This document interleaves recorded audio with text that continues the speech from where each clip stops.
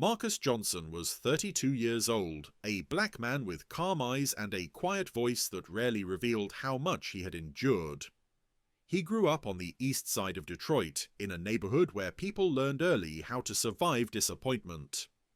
His mother worked 2 jobs, his father left when Marcus was 10, and from a young age Marcus understood one painful truth. In America, you often had to work twice as hard just to be seen as equal.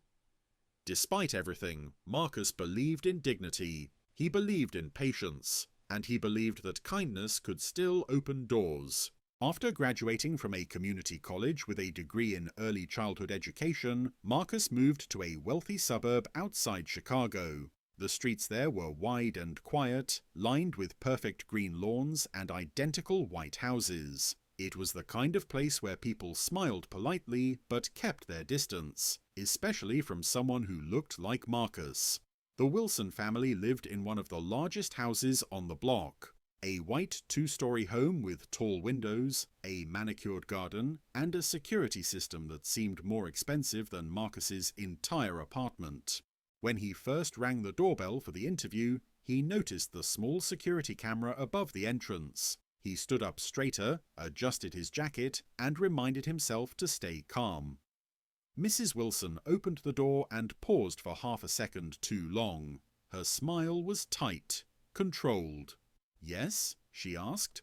"I'm Marcus Johnson. I'm here about the babysitting position," he said, clearly and politely. She looked him up and down before stepping aside. "Oh, yes, come in." Inside, everything smelled like lemon cleaner and expensive candles. The house was spotless, not a toy out of place. "Mr.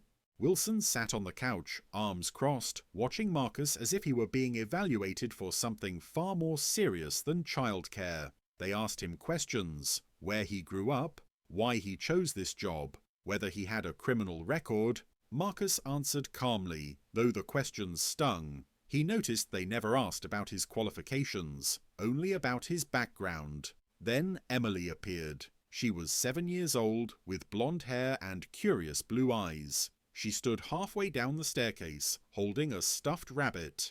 "Hi," she said softly.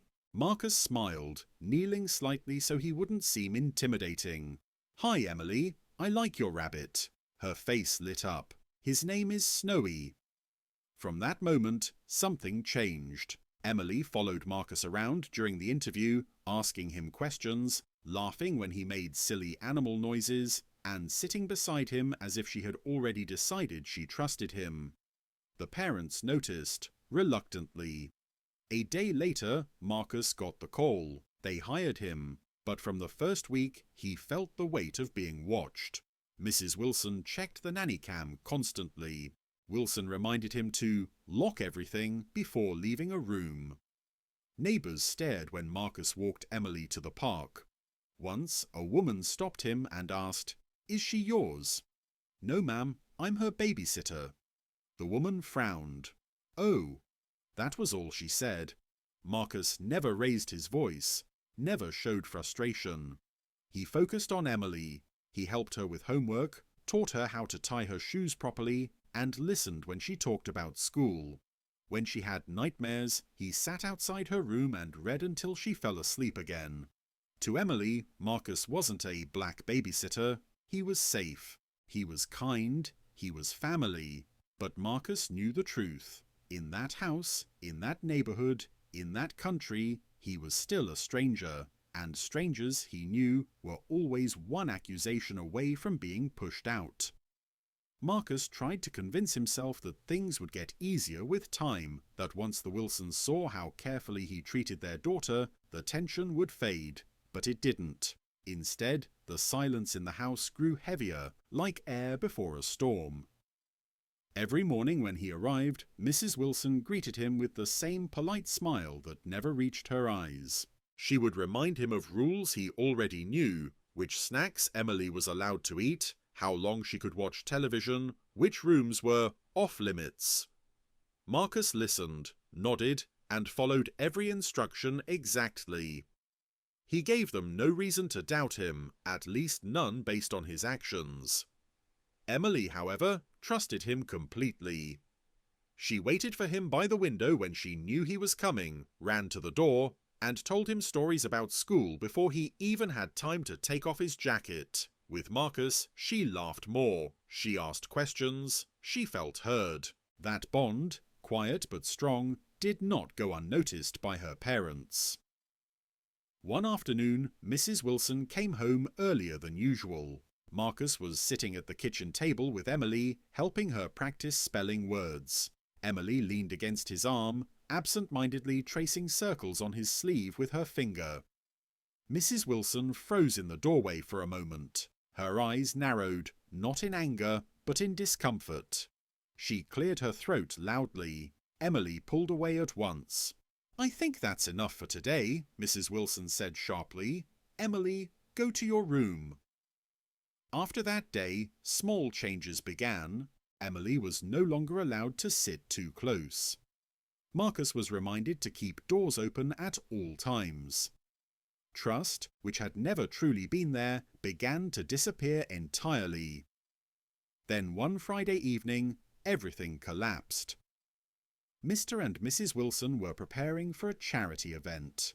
The house was busy, voices echoing, doors opening and closing. Marcus finished his shift and prepared to leave when Mr. Wilson stopped him near the front door. His tone was calm, but his jaw was tight. "Marcus," he said, "my watch is missing." Marcus blinked. "I'm sorry to hear that. When was the last time you saw it?" "This morning. It was on the dresser in our bedroom," Mr. Wilson replied. "And you were the only one home today." The words hung in the air. Marcus felt his chest tighten. "I didn't go into your bedroom," he said quietly. "I've never been in there." Mrs. Wilson crossed her arms. "Are you saying my husband is mistaken?" "No, ma'am," Marcus answered. "I'm saying I didn't take anything." Silence followed. Not the kind that waits for the truth, but the kind that has already decided it doesn't matter. Mr. Wilson sighed. "We trusted you, and now something valuable is gone." Marcus realized then that no explanation would help him. There were no cameras pointed at the bedroom, no proof of innocence that would satisfy them. Only assumptions, old, dangerous assumptions he had spent his entire life trying to outwork. Mrs. Wilson looked at Emily, who stood at the top of the stairs listening. "Go to your room," she said again, more forcefully. Emily shook her head. "Marcus wouldn't steal. He's good." "That's enough," Mrs. Wilson snapped. Marcus felt something break inside him, not loudly, but deeply. He bent down slightly so Emily could hear him. "It's okay," he said gently. "You didn't do anything wrong." Mr. Wilson opened the door. "We won't be needing your services anymore," he said. "You'll be paid for the week." Marcus nodded. He picked up his bag slowly, keeping his hands visible, his movements careful. At the door, Emily suddenly ran down the stairs and wrapped her arms around his waist. "Don't go!" she cried. Mrs. Wilson rushed forward and pulled her away. "Emily, stop it!" Marcus swallowed hard. "Goodbye, Emily," he said softly. "Keep reading those books, okay?" He stepped outside into the cold evening air. The door closed behind him with a final click. No apology followed, no hesitation, only relief, the relief of a family that believed they had removed a problem. Later that night, the watch was found. It had slipped behind a drawer while being packed for the event. Mrs. Wilson held it in her hand, staring at it in silence. But the phone stayed on the table. No call was made. No message sent. Marcus never knew they found it. All he knew was that once again he had been judged not by who he was, but by what they believed he must be. Marcus had been walking home after a long night shift at the warehouse, his body exhausted, his mind drifting between half-formed thoughts. Losing the job at the Wilsons' house had forced him to take whatever work he could find. The warehouse paid little and demanded much, but it kept the lights on. As he cut through the quiet suburban streets, he noticed something strange in the distance. A faint orange glow flickering against the dark sky. At first, he thought it was just a street light. Then he smelled smoke. He stopped walking. The closer he got, the clearer it became.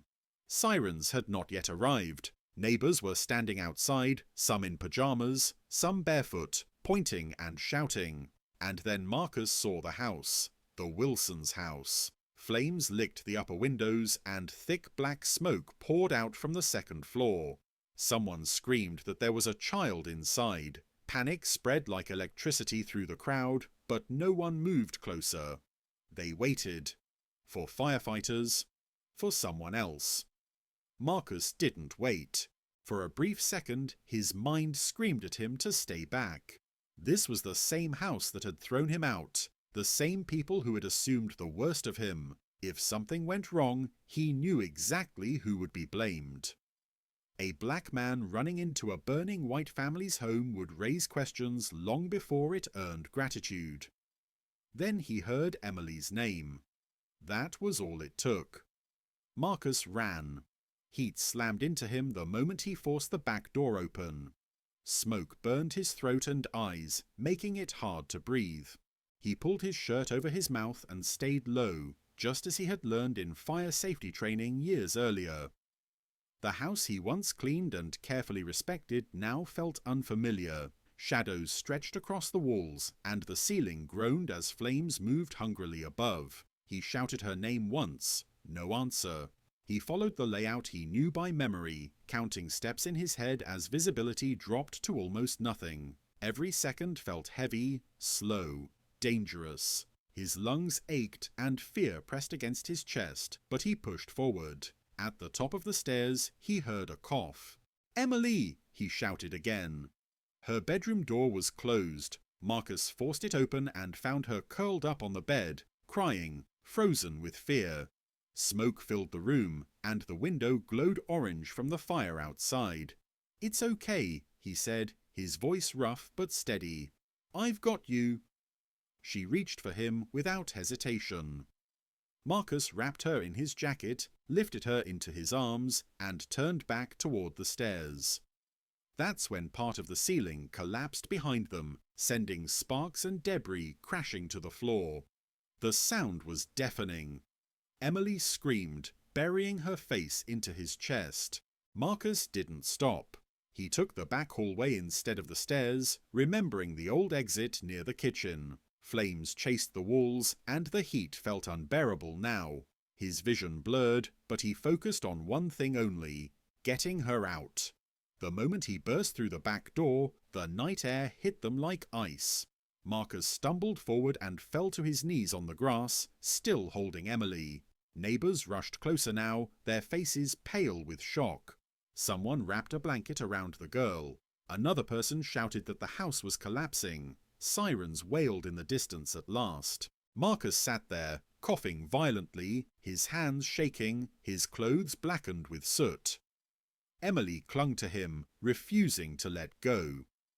When the firefighters arrived, they stared at Marcus in surprise. Not because he had saved a child, but because they hadn't expected him to be the one holding her. By the time the flames were under control, the Wilsons' car screeched to a stop in front of the house. Mrs. Wilson ran forward, screaming her daughter's name. When she saw Emily alive, she collapsed in relief. Then she looked up and saw Marcus. For the first time since he had met her, Mrs. Wilson had no words. Only the undeniable truth burning in front of her, a truth as impossible to ignore as the fire that had nearly taken everything. The street was filled with flashing red and blue lights, the sharp smell of smoke still hanging in the air. Firefighters moved quickly, rolling hoses and shouting instructions, while neighbours whispered among themselves, replaying what they had just witnessed. Marcus sat on the curb, coughing, his hands still trembling. Soot covered his face, and his jacket was torn and scorched. Yet he barely noticed. His eyes were fixed on Emily, who sat wrapped in a blanket a few feet away, alive. Mrs. Wilson pushed through the crowd and dropped to her knees in front of her daughter, clutching her tightly as if afraid she might disappear. "I'm here, baby, I'm here," she sobbed. Emily clung to her mother for a moment, then looked past her shoulder. "He saved me," Emily said clearly. "Marcus saved me." The words cut through the noise. Conversations stopped. Even the firefighters nearby paused. Mrs. Wilson slowly turned her head. Her eyes met Marcus's for the first time that night. There was no suspicion in them now, no cold distance, only shock, confusion, and something deeper that made her throat tighten. She opened her mouth as if to speak, then closed it again. Mr. Wilson arrived seconds later, breathless and pale. He took in the scene, the damaged house, the firefighters, his daughter safe, and Marcus sitting there, burned and exhausted. His face hardened at first, instinctively, the same way it always had. Then Emily stepped away from her mother and ran back to Marcus, wrapping her arms around him again. "You said he wasn't good," she cried. "But he is." The silence that followed was heavy and unforgiving. A firefighter approached the family. "If this man hadn't gone in when he did, we would have been too late," he said plainly. The fire spread fast. Neighbors nodded. Some looked away, ashamed. Others stared openly, as if seeing Marcus for the first time. Mrs. Wilson stood up slowly. Her voice shook when she spoke. "Marcus, we were wrong." She swallowed hard. "About everything." Marcus didn't answer right away. He wasn't angry, not in the way people expected. He was tired. Tired of being strong. Tired of being doubted. Tired of having to prove his worth through suffering. "I didn't do it for you," he finally said quietly. "I did it for her." That was when the truth broke through all the excuses they had built. This wasn't about a missing watch. It wasn't about fear or safety. It was about prejudice. Quiet, polite, deeply rooted prejudice that had almost cost a child her life. In the days that followed, the story spread. A local reporter who lived nearby wrote about the fire. The headline didn't mention wealth or status. It mentioned courage. It mentioned injustice. It mentioned a black man who had been accused without proof and still chose to save the child of the people who wronged him. Mr. and Mrs. Wilson were forced to confront something they had never wanted to name. They released a public statement, admitting they had acted on bias and fear, not facts. It was uncomfortable, it was humiliating, and it was necessary. For Marcus, the attention felt strange. Cameras made him uneasy. Praise felt undeserved in a world where doing the right thing often came with a cost.